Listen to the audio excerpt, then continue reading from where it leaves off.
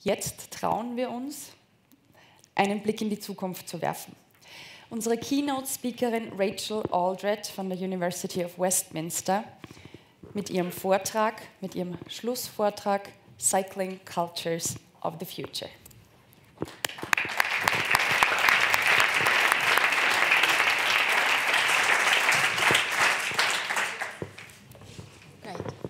Thank you very much, and thank you so much for inviting me. I would also like to thank the translators who've done a great job in ensuring that I could understand the conference, because I apologise for not speaking German.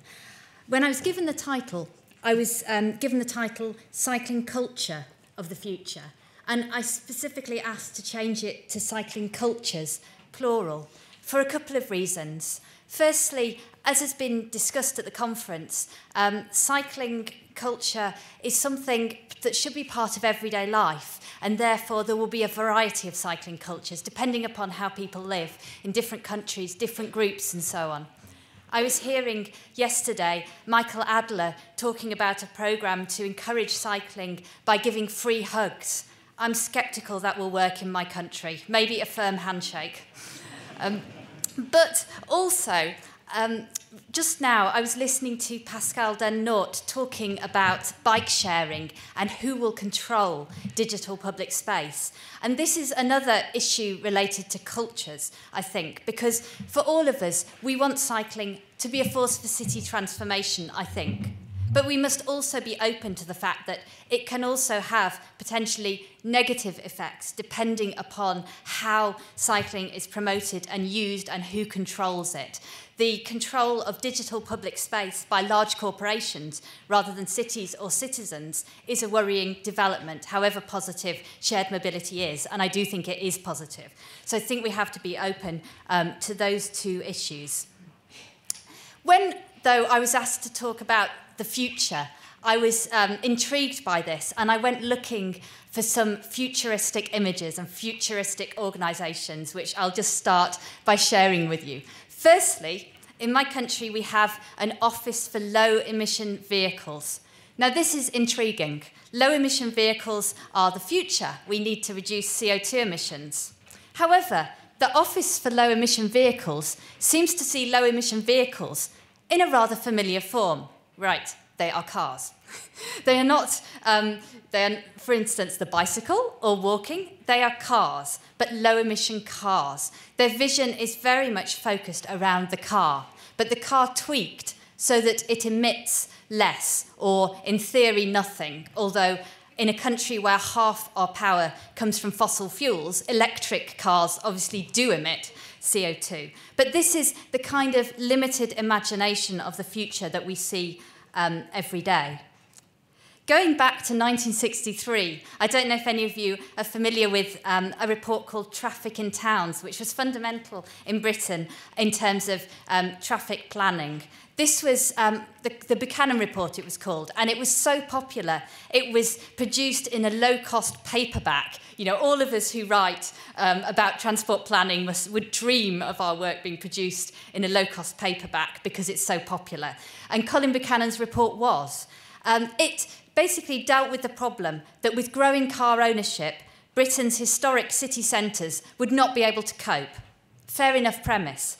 And this was one answer that he suggested, reimagining city centres. This was a vision for Tottenham Court Road in central London, if any of you know that area. But this is the reimagining of how this would be if Tottenham Court Road were redeveloped to cope with mass car use. And we may now see this as somewhat dystopian. There is actually a cyclist. They are on the footway.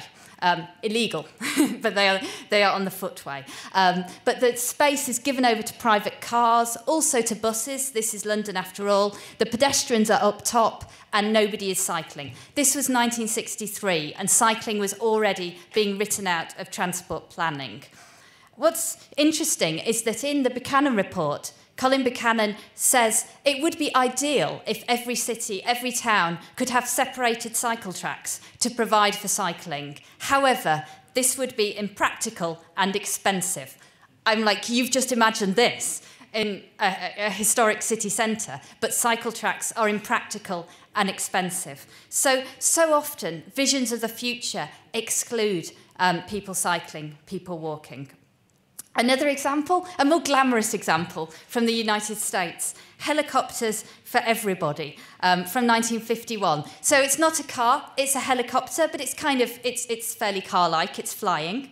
But one other thing that I think is worrying and interesting about visions of the future is how much they reproduce existing social relations.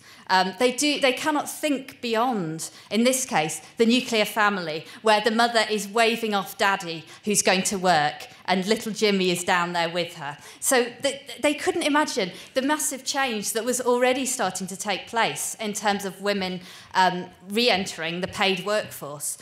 This is, those kind of relationships are reproduced in these visions of the future. Again, I think somebody else has used this example during the conference from 1957.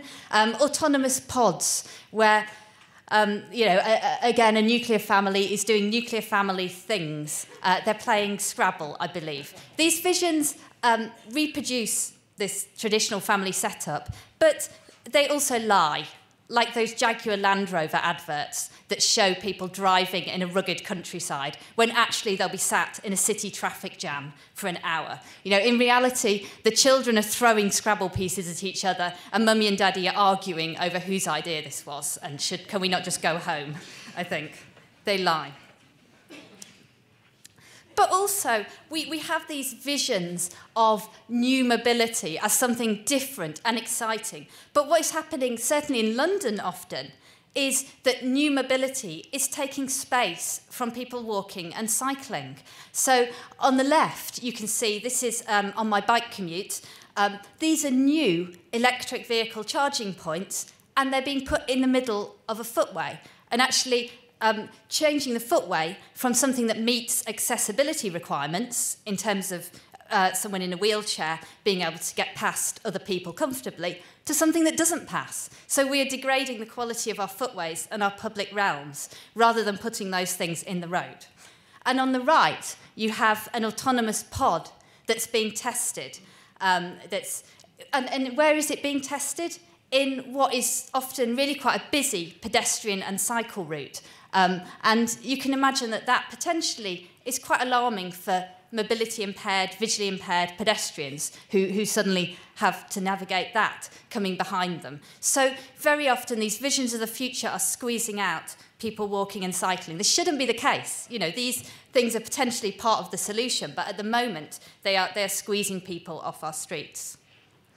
This, I don't know if people remember this. So this was a April Fool's joke by Google, where a self-driving bicycle. What a ludicrous idea. But of course, if you think about it, that setup may be funny. But actually, what is wrong in principle with having pedal-powered vehicles that are also autonomous? Could this not be a useful way of ensuring that people who cannot visually guide the vehicle can get some exercise? But this kind of travel is excluded from low-emission vehicles, from autonomous vehicles. It's just not considered, or potentially it's a joke. Of course, all this is happening in the context of what has been a major societal shift. This is my country, so this is figures from the UK. But this shows you the really, within living memory, the astounding rise of the car, which is still obviously shaping our cities, shaping the way we can think today. So back in 1952, many British people don't believe this, but 25% of trips were by bike.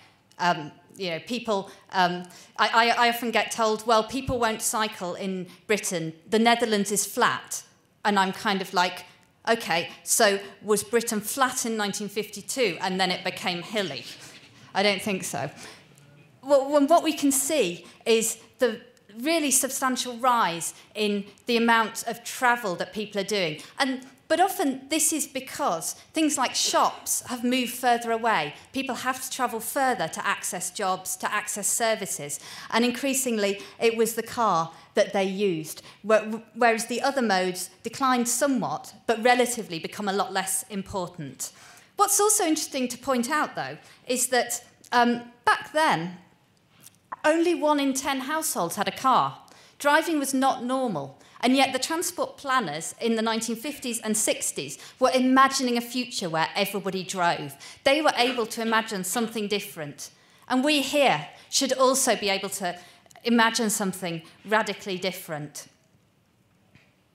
This, just to give you some context, because you couldn't see the cycling figures on the previous slide, this is what happened to cycling in my country, and we very effectively destroyed it within 20 years. If we'd planned to do it, we would have been very, very pleased with ourselves, but it is basically destroyed between 1952 and 1965. Of course, the UK is particularly bad in terms of cycling, but this is a picture that we've seen across Europe, the rise of the motor car and the decline of cycling. And even though some cities have been really quite successful in getting cycling to increase, when you look at the historical picture, you can see that many places people are still very car dependent, maybe for longer trips rather than for short city trips. But the car still dominates society and policy. And I think this is really important because Nadia Williams the other day was talking about how the car seeps into every part of life.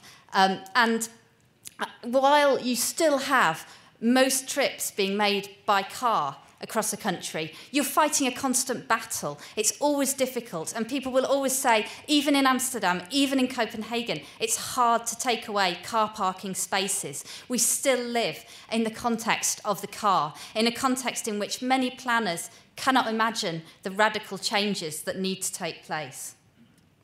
And yet, this is despite changes in behaviour, really positive changes in behaviour that we've started to see, that often were surprising to planners. In the UK, when car use started to level off, people didn't expect it. The models, the forecasts were all saying car use was going to go up and up in the 1990s. And they kept predicting that. And car use didn't go up and up. Actually, it started to level off and even decline in some large cities at least. So this is from a project by Professor Peter Jones, looking at different cities and looking at the extent to which we're seeing a decline in car use. In London, we saw population grow, but car traffic decline.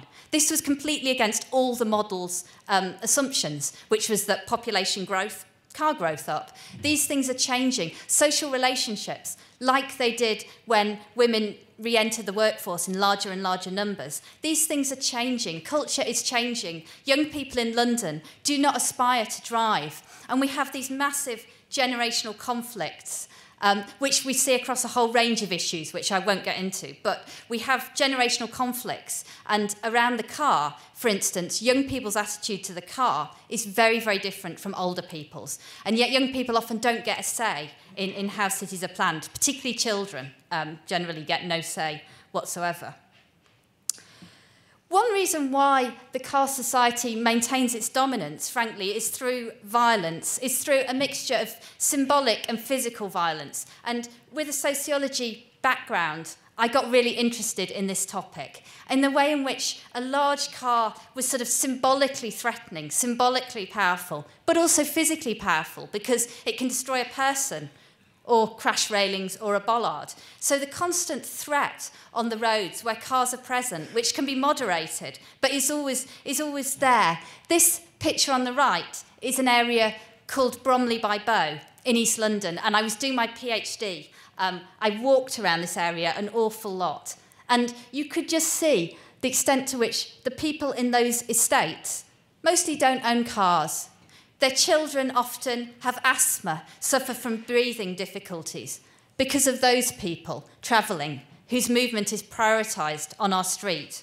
Actually, at the time, people from the estate had to use that to get to the supermarket, which was the only shop available. There was a Tesco. That was it.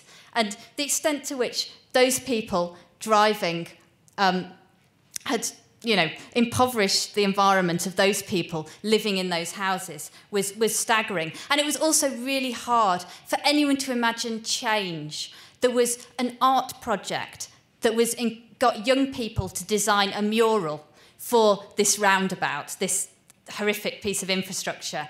And, you know, this, obviously they were attempting to get the young people to do something to influence their environment, but it was painting a mural, which it actually didn't happen either, but it was a plan to paint a mural on a roundabout, which was, symbolically seemed a continuation of what was already happening to them. And the dominance of the car has led to increasing risk for everybody outside the car. As cars have been made safer, everybody else has suffered. This, I think, is really worth highlighting, because this is what happened in Britain between 1950 and 1970. This is the deaths per billion miles cycled, the cyclist deaths. So it's a measure of risk, which is important. You know, it's not absolute numbers, it's your risk if you cycle a certain distance. And it triples, basically, between 1950 and 1970, as more and more cars were coming on the roads. Each child cycling a kilometre to school was 3 times more likely at the end of that period to be killed while they were cycling to school. And this all happened, nobody really voted on it, it was never really discussed, but this was what happened. And a very toxic impact of this, which we've talked about again already at the conference, is the extent to which the victims are then blamed for the fact that they are injured, that they are killed. The picture on the left, thankfully, is not from London. It's from the United States, but where pedestrians are told in some cities to wave orange flags as they walk across a crossing, where they have priority in order that the drivers will see them. I mean, we know from psychological research that actually when drivers don't see things, it's often because they can't be bothered to. They are not expecting it. They don't, you know, they simply don't take the time to look properly. But no, the pedestrians have to wave an orange flag. On the right, this is some archival research that I did. I looked at road safety, so a history of sort of road safety, cycle safety. And when I read some of this, I was not surprised that we had had this massive decline in cycling, and frankly in walking. Although we measure walking so badly, it's hard to know how much it declined. So this is a booklet basically telling children it's their fault if they die on the roads. So if you ride without your hands on the handlebars, who would ever do that, surely? You know, none of us would ever do that. But if you do that, then it's your own fault if a bus then squashes you. And this kind of propaganda has been carried out for decades and is still happening. The idea that people walking or cycling have to dress for battle, have to wear helmets, high visibility, flags. They have to be always alert. They can never be looking at their phones. As a side point, there is something good, actually, I can say about Britain in relation to road safety. I was thinking last night about this talk, and I was remembering, I think it was in July 2016, when I was in the United States for work, and I was feeling kind of disillusioned about Britain, so I was complaining a lot about Britain. And an American colleague said, "There must be something good about your country." I was like, yes, there is. Jaywalking is legal.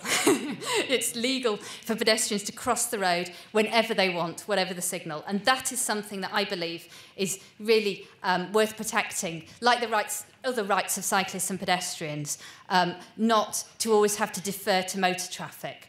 The traffic laws, the setup of traffic lights, which we talked about yesterday, tells us such a lot about who is valued and who is not valued. And we often, as pedestrians and cyclists, have to plead to be treated even as human beings. So this is, I can't remember where, it's from Latin America. And so the guy is wearing a high visibility jacket saying, "I am like you, look after me."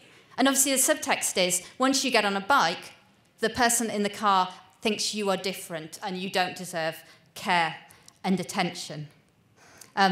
Yes, and I also saw this last month, which sort of says something about, I don't think the tech is inherently bad. I think that's the way that it's being used. But the idea that technology means that pedestrians have to be reprogrammed is quite an interesting thought. And what this relates to is the fact that if we have autonomous cars, what will happen when pedestrians want to cross the road? So one solution is the autonomous cars must stop. Well, in that case, why don't we all stand in the road? The cars don't have to, the cars will have to stop. We will have priority as pedestrians. Well, obviously, car makers don't much like that idea. So the other solution is to restrict pedestrians, to stop them from crossing, which is a particular problem in Britain, as I mentioned, where currently pedestrians have the right to cross wherever they want to. So more restrictions on pedestrians, more restrictions on cyclists, in order that autonomous cars can have priority. And the result of all this, of course, is deeply, deeply unequal places for people walking and people cycling. Environments that it is very, very hard for people on foot and by bike to navigate, but particularly hard for people with children, older people, people with restricted mobility, particularly hard. This, and I think it's also part of the hostile city, which is another reason why we want cycling to be transformative. Cities are too often hostile to people. They want people out of the way. This is in Bloomsbury, central London, that I took the pictures a couple of weeks ago. And I don't know if you can see that, but that's a granite. There's very little public seating in this area. And that's a granite ledge. Please keep clear, this is not a seating or rest area. So a nice sign telling people don't dare sit down, don't dare rest on this. And over there in the same building, spikes, so that physically to try and harm people who might want to sit there. So I think this is part of the same thing as the dominance of the car. It's creating unlivable places, places where if you're not in a glass and metal box, it's dangerous, it's unpleasant, it's threatening. And of course, we certainly in my country, a war on children playing. Many estates in my country with signs saying no ball games, keep off the grass, no playing. Basically, one reason for no ball games is because the children might damage cars. So we're putting cars safety ahead of children's freedom and right to play. We also get very upset about birds because they might crap on cars. So therefore, we put spikes in trees to stop birds. Damaging cars also. But just to return to the inequality theme, of course, this inequality, these risks, this vulnerability is not equally distributed. So this is in Britain, but the patterns are similar in other countries. This is the proportion of households without a car in each income group.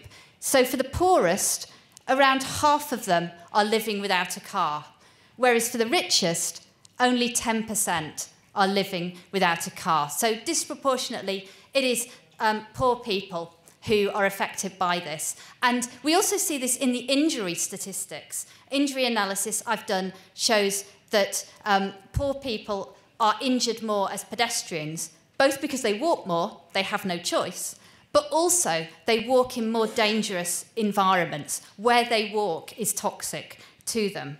The other point I wanted to make, actually, as an aside, I think we should be alert to the idea that mode shift from the car is deeply necessary, massive mode shift, but it should not be the only goal of cycling, in my view. Think about these people. Many of these people don't drive much, but making interventions so that they can walk and cycle freely and safely, I think is really important.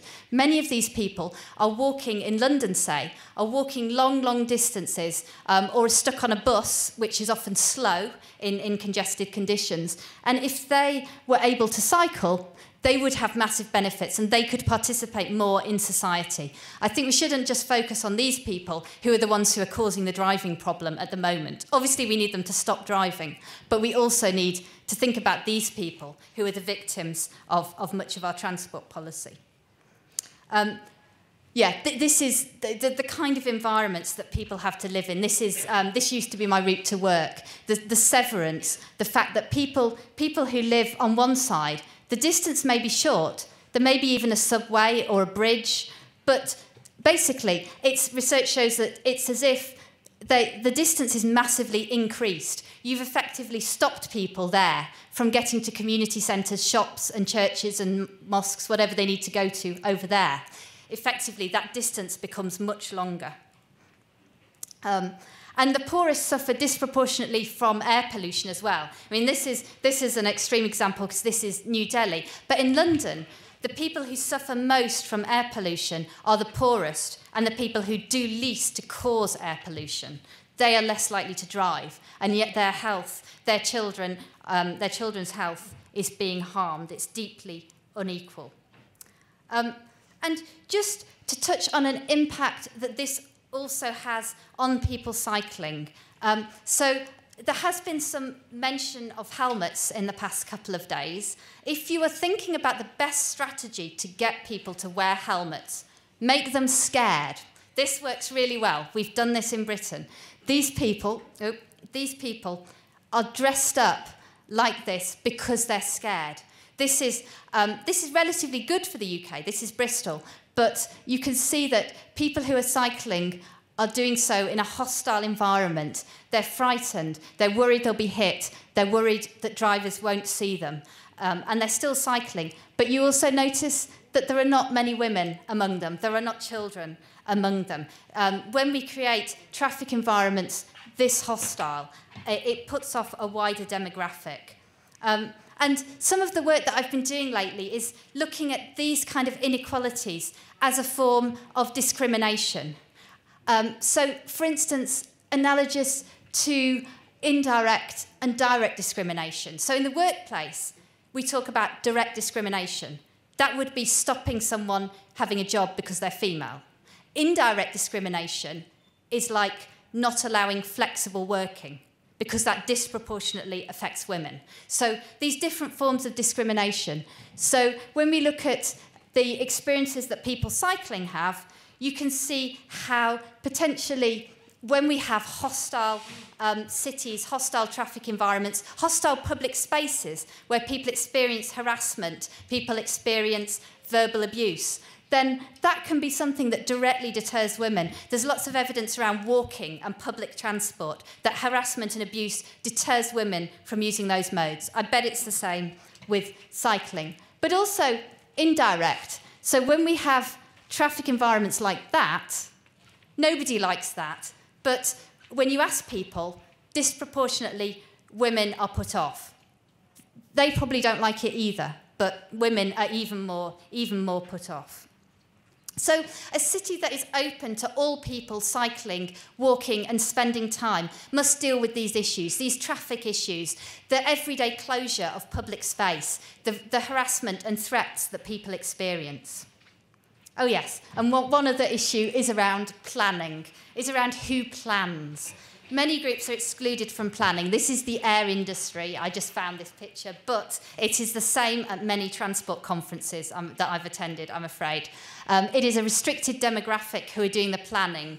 And understandably, if you don't navigate public space in a wheelchair, with a pushchair, you won't understand the experiences of people who do necessarily. So democratising planning is really important, getting a wider range of people to think about, who are we designing for? What kind of environments do we need? And getting children's voices heard, really important too. And so in the last 5 or 10 minutes, I wanted to be more positive and say why I think cycling is so important, can be so important in making our cities more livable. I don't know if people are familiar with this picture. There are a lot of arguments over who invented the bicycle. You're probably aware. But this image was brought to my attention by Kevin Hickman from the UK organisation Wheels for Wellbeing. This is a guy called Stefan Farfler, who in 1655 in Germany built the world's first self-propelling wheelchair, or cycle. Arguably, this is a cycle. It's a hand cycle. He's turning the wheels with his hands. This basic design is used today by people. This is a wheelchair attachment that Isabel Clement from Wheels for Wellbeing is using.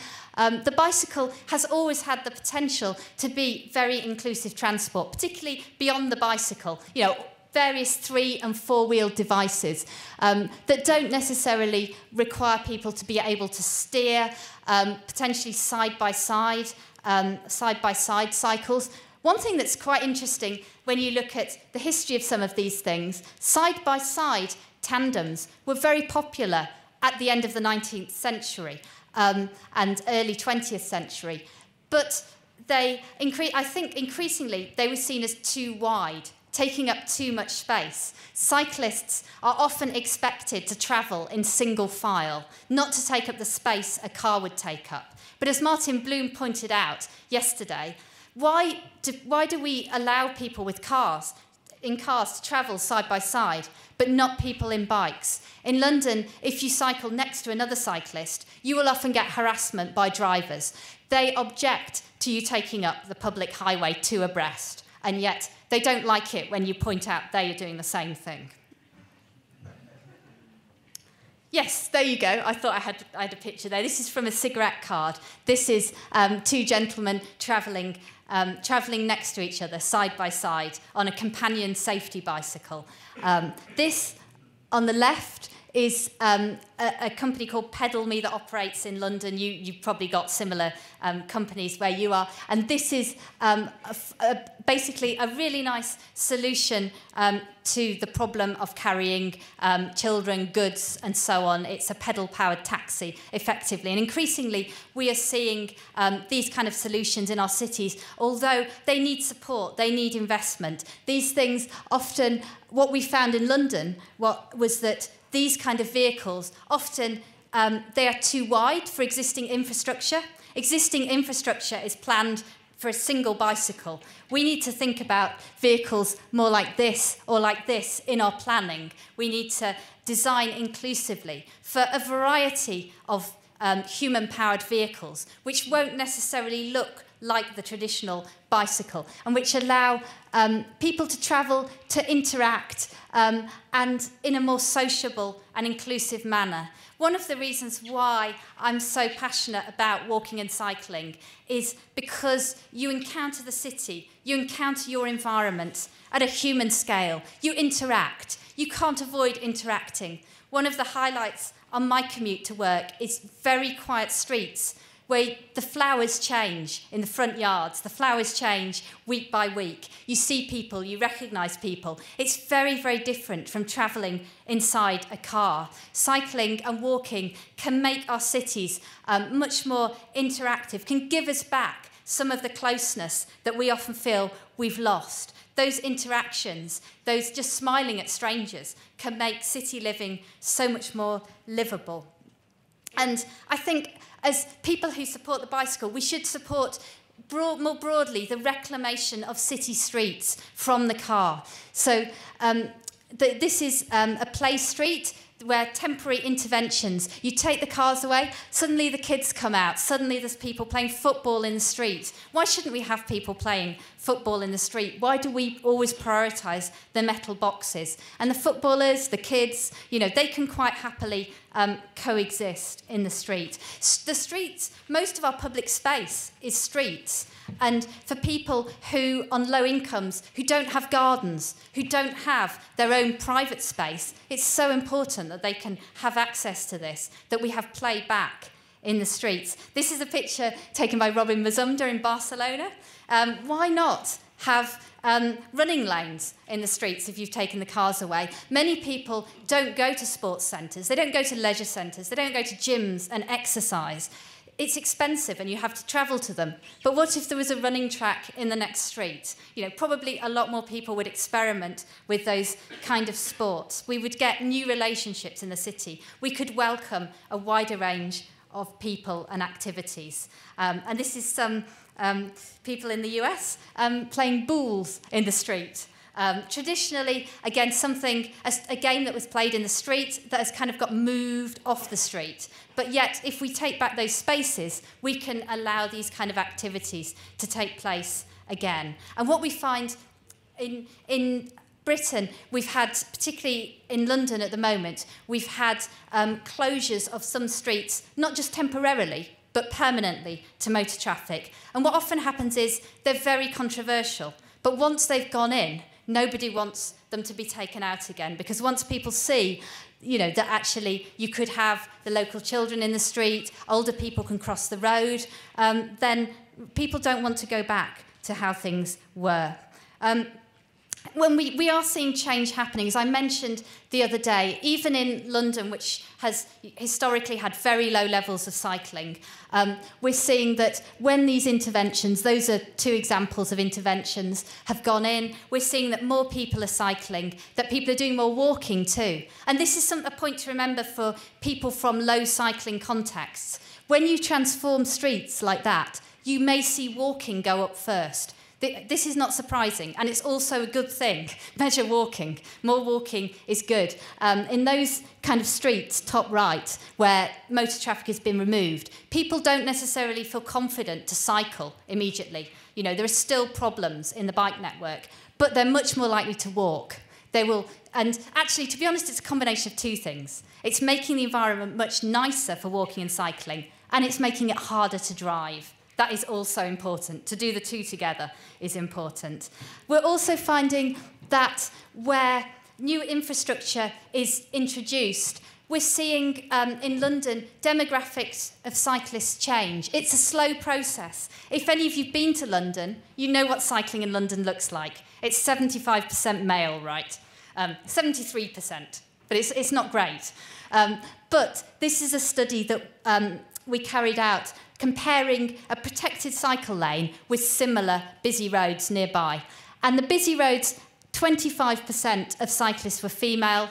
On the protected lane, 34%. So we've not reached equality, but it's a slow process. There's a lot more changes that we need. We also saw more people wearing normal clothing.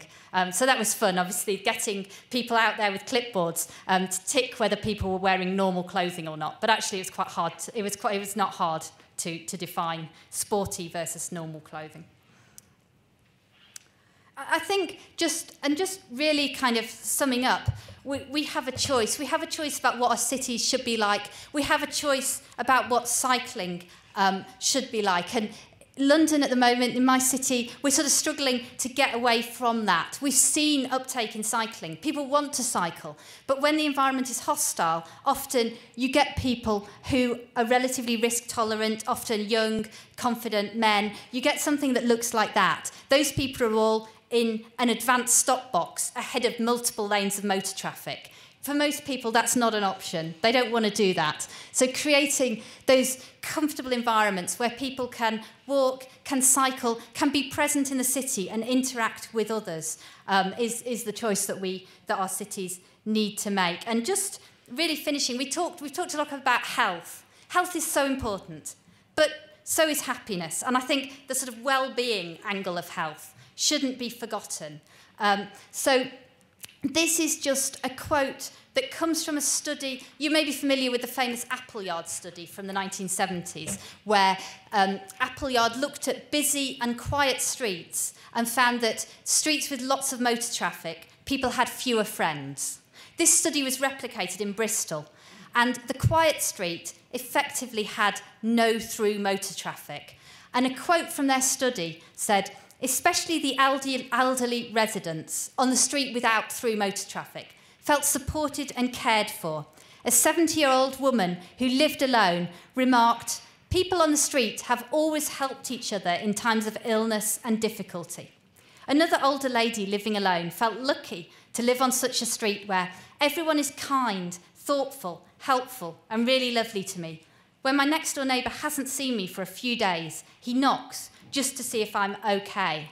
And this is in Bristol. It's a big city. This is not in a village. This is, in the kind of place where you might imagine people don't know their neighbours. So when we take away the cars, we can really allow the space for the other activities, the friendliness, the desire of people to connect with others, the more equal social spaces. We can allow those to become open and create truly happy streets as well as healthy streets, I believe. Thank you.